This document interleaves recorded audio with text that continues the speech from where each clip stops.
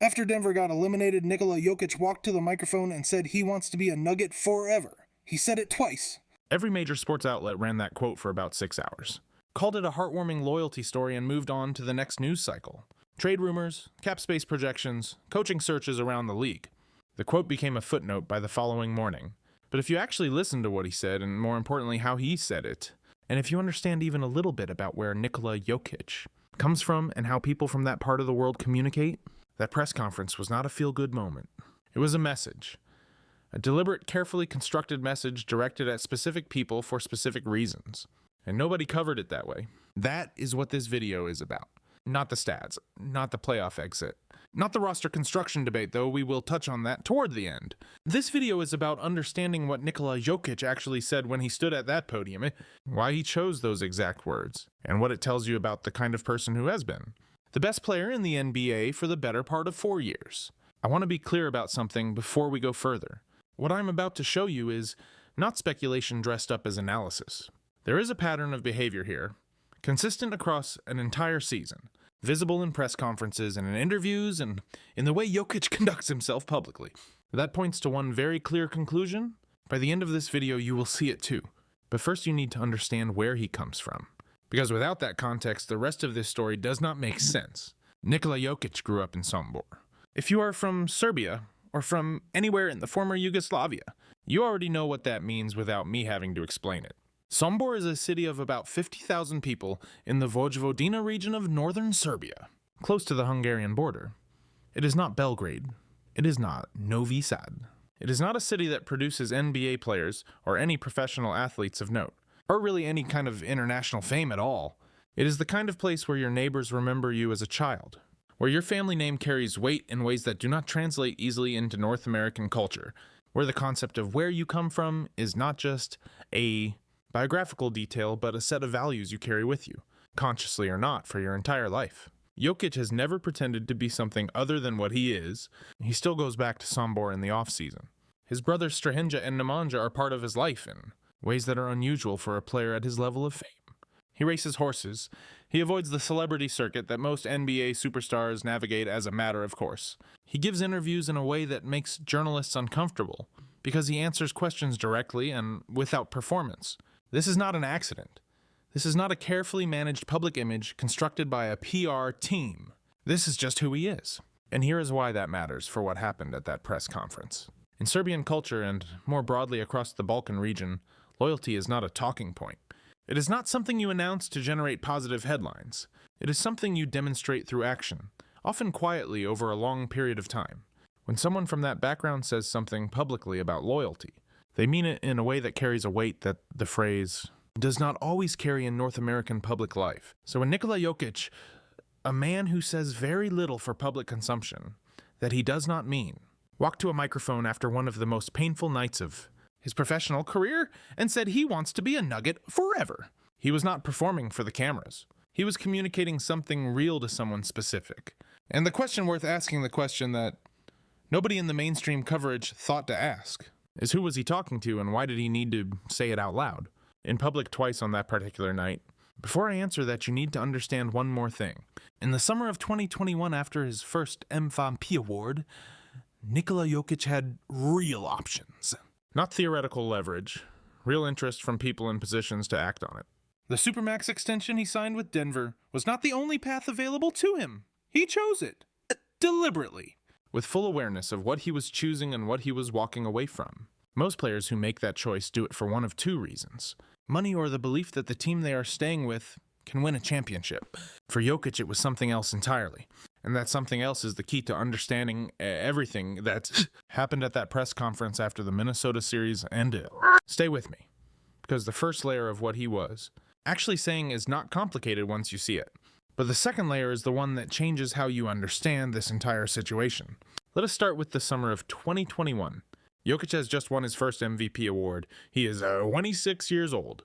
He has averaged 26.4 points, 10.8 rebounds, and 8.3 assists on shooting percentages that do not make sense for a player his size. The basketball world has just begun to fully reckon with the idea that this man from Sombor, who was drafted 41st overall, who fell asleep watching television during the draft, and had to be woken up by his brothers when his name was called. might actually be the best player on the planet. And in that moment, quietly, without any of the drama that typically surrounds superstar contract decisions in the modern NBA, he signed a Supermax extension with Denver. No leverage games, no public flirtation with other franchises, no carefully timed comments designed to pressure the front office. He just signed. The narrative that formed around that decision was simple. Jokic is loyal. Jokic is humble. Jokic does not care about the spotlight. Denver is his home. All of that is true, but it is incomplete. Because the real reason Jokic stayed in 2021 was not just that he liked Denver or felt comfortable there. It was that he had made a specific judgment about the people inside that organization, about whether they were worth staying for. The person at the center of that judgment was Tim Connolly. Connolly was the architect of the Denver roster that drafted Jokic, developed him, and built a supporting cast around him that eventually won a championship in 2023. He understood Jokic in a way that most front office executives do not understand their franchise players. He knew that Jokic did not need to be managed, or marketed, or handled. He needed to be trusted and left alone to play basketball. That relationship between Jokic and Connolly was the foundation on which everything Denver built was constructed. In May of 2022, Connolly left Denver to become the president of basketball operations for the Minnesota Timberwolves. Take a moment with that detail. The man who built the relationship that kept Jokic in Denver, who understood him better than anyone in the organization, left for the team that just eliminated him 4 years later. That is not irony. That is the specific context you need to understand what happened at the press conference in 2026. Because after Connolly left, Denver promoted Calvin Booth to the general manager role. Booth is a competent executive. He made the trades that helped Denver win the championship in the 2023, but he is not Connolly. The relationship he has with Jokic is functional and respectful. It is not the same thing as what existed before, and in the 2 seasons since that championship, Denver has been eliminated in the first round twice. The roster has aged. The cap situation has become increasingly complicated. The questions about whether the front office has the vision and the flexibility to build a second championship window around Jokic have grown louder with every passing month. Now add one more piece of context. David Adelman took over as head coach this season, replacing Michael Malone, who had been with Jokic since 2015. Malone was another of those foundational relationships. Another person who understood what Jokic needed and how to give it to him. His departure was complicated and public and left some residue that the organization spent most of this season trying to manage quietly. Adelman is a good coach. He comes from a respected basketball family. He handled his first season with professionalism and earned genuine respect from the players, but he is new. And newness in a locker room built around a player who values continuity above almost everything else carries a particular kind of weight. So this is the situation Jokic walked into that press conference from. 2 consecutive first-round exits. His most trusted front office ally gone to a rival franchise. A new head coach finding his footing. A roster that the analytics community has been flagging as structurally mismatched for 2 full seasons. And a player market that would give him significant leverage if he chose to use it. He walked to the microphone and said he wants to be a Nugget forever. Twice. Now here's what he was actually saying. He was not talking to the media. He was not talking to the fans, though the fans heard it and felt it. He was talking directly to Josh Kroenke, the owner of the Denver Nuggets, and to Calvin Booth and to David Adelman. He was saying in the clearest possible public terms that he is not going anywhere, that the organization does not need to panic, that the foundation is still intact even after 2 disappointing playoff exits. But he was also saying something else, something that required the context of saying it twice to land correctly. He was protecting them. Think about what the alternative looks like. A frustrated Jokic saying nothing or saying the diplomatic minimum after a first-round exit against the team his former general manager now runs. The speculation that would follow. The pressure on Booth and Kroenke to make aggressive moves to keep their franchise player happy.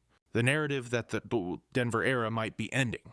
By saying what he said clearly and publicly, and twice Jokic removed that pressure, he gave the organization room to breathe and think and make decisions from a position of stability rather than panic. This is what he does on the court.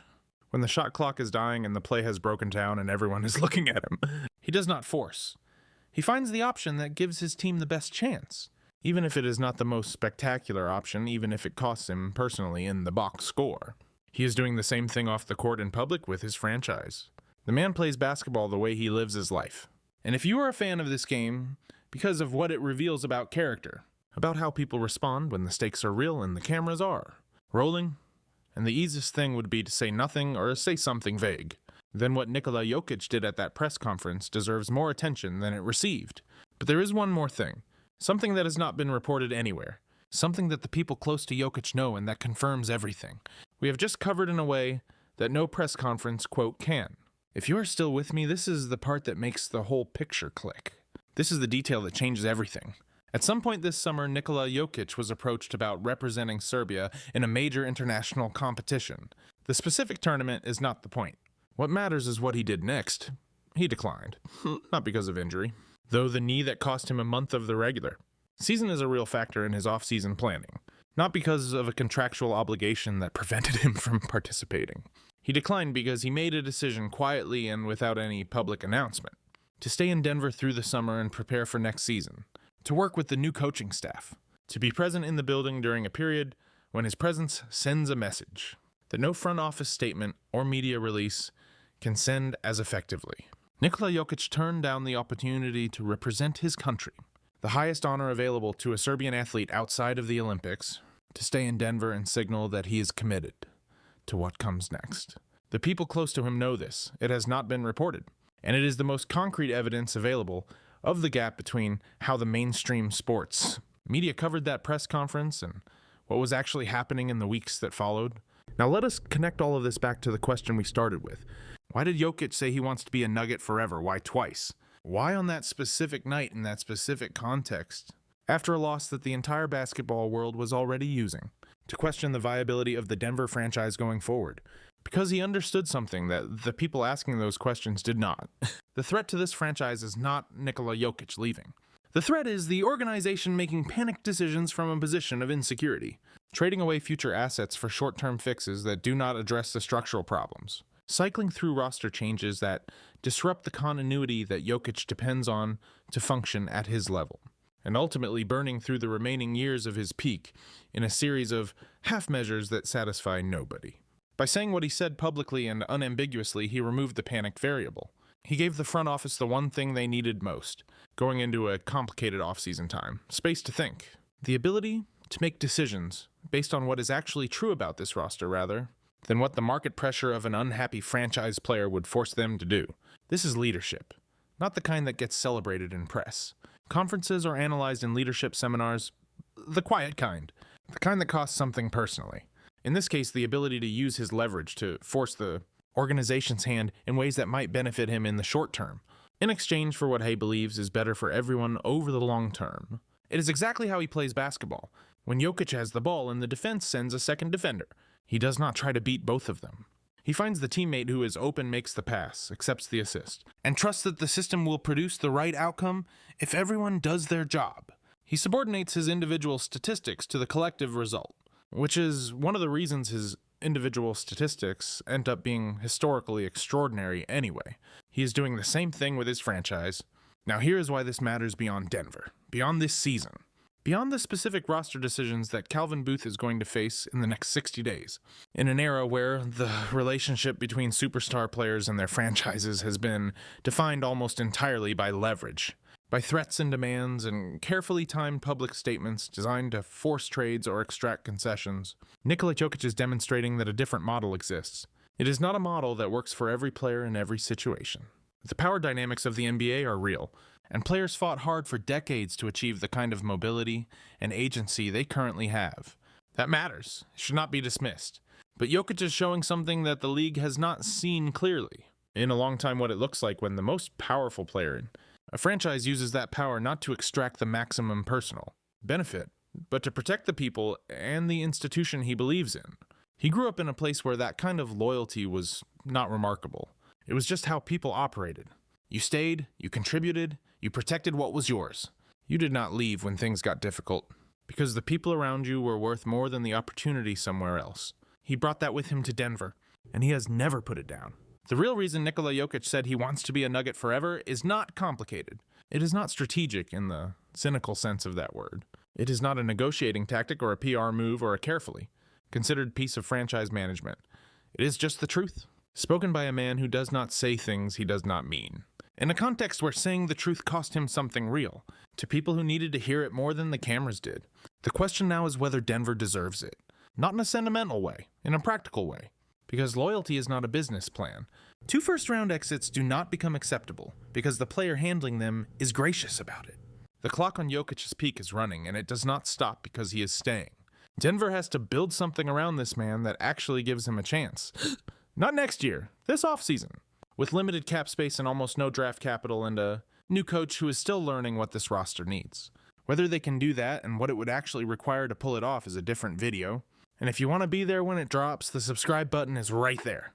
Because this story is not over. It is just getting started. And if Jokic staying loyal to a franchise that keeps falling short in the playoffs makes you feel something, I want to hear what it is. Put it in the comments.